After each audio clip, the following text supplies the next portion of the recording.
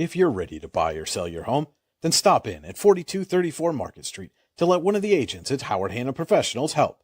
Our friendly and knowledgeable agents can help you find the key to your dream home. Looking for a new career? Howard Hanna Professionals can help there too. Howard Hanna Professionals will assist new and experienced agents with the startup fees for an exciting career in real estate. Call Katrina Laurie at 814-726-2000 for more information. Here at Casella, we make temporary dumpster rental easy, offering services that are perfect for construction, remodeling, special events, or other short-term projects. Casella dumpsters are available in a wide range of sizes to fit any job. Our dedicated customer service team will help you choose the right size container and service level for your project and schedule hassle-free removal based on your specific needs. The right size dumpster, when you want it, where you want it, removed when you say so.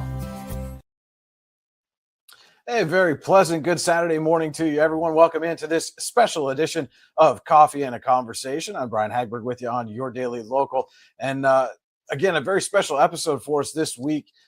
As many know, this year marks the 60th anniversary of the Gateway Arch out in St. Louis. And of course, Warren County played a significant role in creating that magnificent monument in one of our national parks. And as the National Park Service gets ready to celebrate the 60th anniversary of the Arch, your Daily Local's Chris Rossetti was in St. Louis in August, had a chance to sit down with the acting deputy superintendent of the Gateway Arch National Park, Pam Sanfilippo, and have a conversation about the Arch, the upcoming celebration, and Warren County's role in creating one of our national monuments. Let's take a look. We're here with the Gateway Arch National Park acting deputy superintendent, Pam Sanfilippo, here in St. Louis, Missouri at the Arch. Pam, first of all, thank you for taking a few moments of your time to meet with your Daily Local. My pleasure. Pam, talk a little bit about the 60th anniversary celebration you guys have coming up here in October. Sure. We are planning a weekend long, about 4 days worth of events, including our annual Builders event where we encourage and invite anybody who had worked on the project in any capacity back in the early 1960s to come and be honored, really, for their role in creating the monument. We'll also have lots of other activities, kids' activities, as well as programs being offered, a small temporary exhibit as well, just to highlight how important the Arch is for the St. Louis community as well as the world. Now, how does somebody who, and I know a lot of them have already come back, but maybe somebody's just hearing for the first time that you do something like that. How would they be able to get involved if they were somebody who worked on anything in our area when it came to the building of the Arch? Probably the easiest way is to contact, trying to think of which way we'd want that, the easiest way. Actually, I'm just going to give my phone number. They can call me at 314-503-0184, and I will put them in touch with our committee that's working on the anniversary event, and we would love if there's anybody out there who we haven't been able to reach before. We would love to hear from them.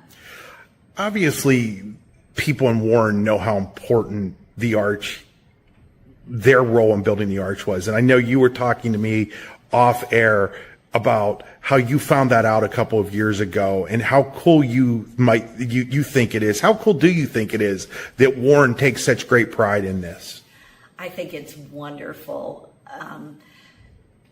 As I mentioned, I knew that that's where the steel was made for the Arch and all of the pieces shipped here, but I didn't realize that Warren still took pride in their role in constructing the Arch. And so I think it's a great way to connect communities, to say, look, we're hundreds of miles away, but it's our work that made that Arch possible. And it's a shared pride, I think. And one of the neat things that we both probably believe is a coincidence, but the idea that Lewis and Clark got their start in the Pittsburgh region, and, Warren's a few hours north of Pittsburgh, obviously, but still within shouting distance, so to speak, and how neat that is that the arch that was meant to commemorate the expansion to the west, which started with Lewis and Clark, started with the Louisiana Purchase with Thomas Jefferson, who was president at the time, and then the arch 150 years later, also has that connection to Western Pennsylvania. How neat is that? I think that is just a great connection. We think back then that distance, Jefferson never made it out to St. Louis. He sent his representatives in Lewis and Clark and the Corps of Discovery. So to have that connection, couple centuries later or century later, and then continue that, it just makes you realize how much of history is connected and continues to be relevant to us today.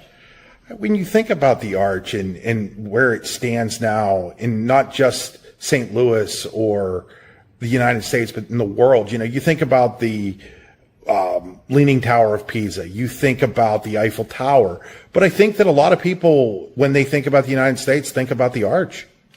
I think they do. Definitely, the little that I've traveled outside of the country, when I mentioned that I'm from St. Louis, Missouri, oh, the arch, so it's very rewarding to know that, that is kind of the symbol of the country. And we certainly get visitors from around the world that come here to the park specifically because of that, knowing that connection and that the arch is here. We'll be right back with more of our Coffee and a Conversation with Pam Sanfilippo, Gateway Arch National Park Acting Deputy Superintendent, right after this. Make 2025 the year you take the next step in your career with the Clinical Medical Assistant Program or Professional Development Seminars at the Warren Forest High Ed Council. Learn how to make college affordable at the Financial Aid Seminar or grow your personal skill set with Fall Country Brunch and Event Planning Made Easy classes. Go to high-ed.org or call 814-723-3222 to register. The Warren Forest High Ed Council, your access to lifelong learning.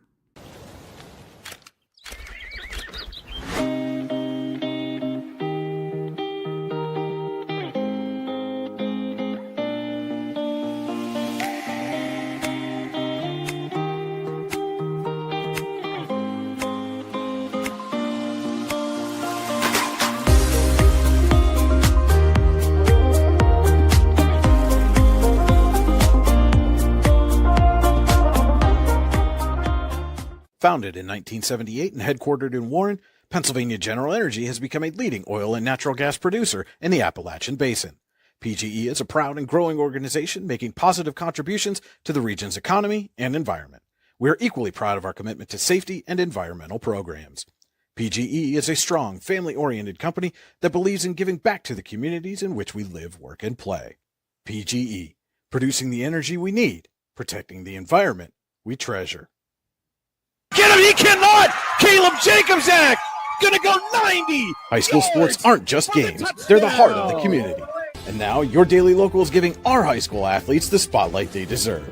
With dedicated broadcast teams and reporters covering each school, we're bringing every play, every highlight, and every unforgettable moment straight to fans. Now your business can be part of the action. Sponsoring local high school sports means more than just advertising.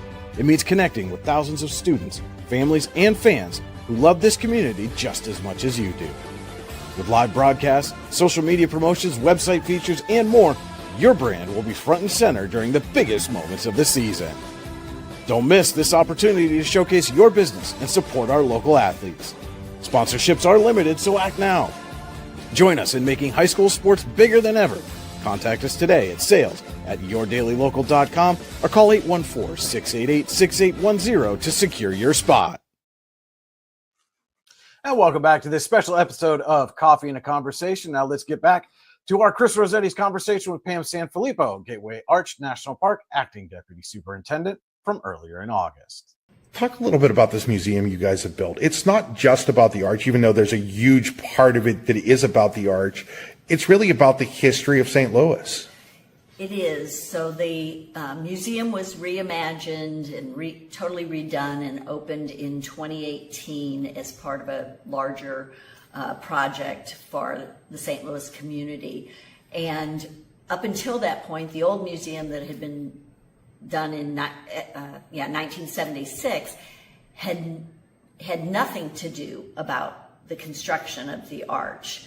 And so this gives this opportunity to redo everything, gave us not only the opportunity to talk about the construction of the arch and why it serves as the symbol of the gateway to the west, St. Louis is the gateway to the west, but we wanted to ground that in the reason that the park is here, again, to commemorate Jefferson's vision of a continental nation, St. Louis's role as that confluence, and then the relevance to today. And so, you know, the St. Louis at one point was the 4th largest city in the country and the 3rd largest port in the nation, inland port.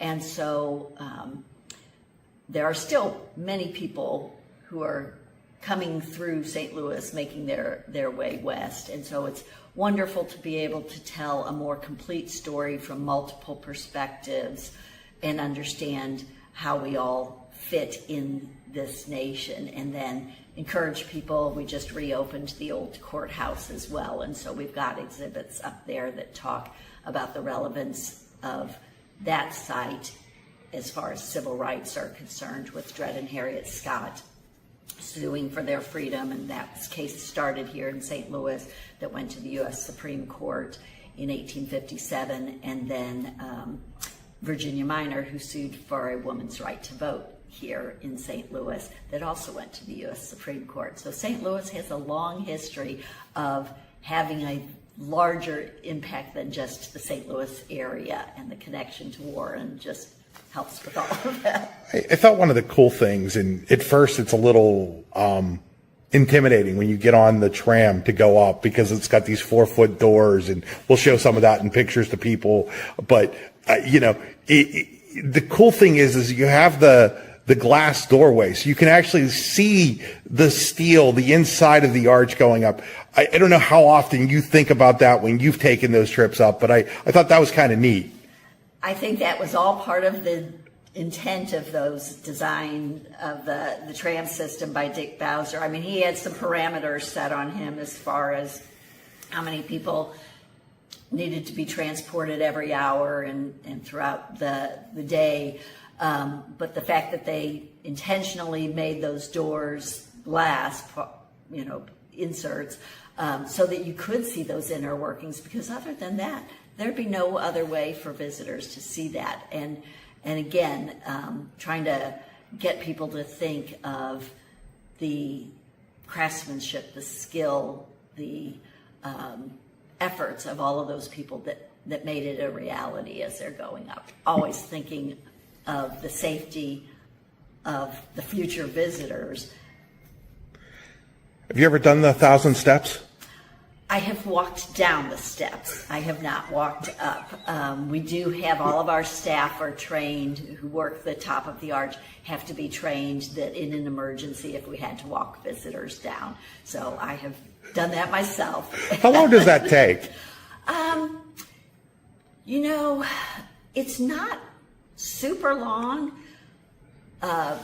longer than the tram ride down, which is only 3 minutes. 3 minutes, correct. 4 minutes up, 3 minutes down. But we did take a little bit longer. I guess we took closer to 30, 35 minutes, simply because we wanted to stop at various points, and we have our great maintenance team and arch tram mechanics who lead us on those tours, and they're able to point out, here's where this happened, here's the level that the concrete stopped, and the welding that took place. And so it's a neat feature as well. Pam, thank you for taking some time today to join us. Tell people, what are the dates of the 60th anniversary celebration? Sure. The actual anniversary date is October 28th. And then we'll be celebrating from the third, I think that is, I'm trying to think what day of the week that is. We've got about 4 days. So I think the 26th through the 29th or 30th. So right around there. Well, thanks again, Pam, for taking your time today. I know you've got a busy schedule, so we really appreciate it. And Warren, for you to just give us a few minutes of your time.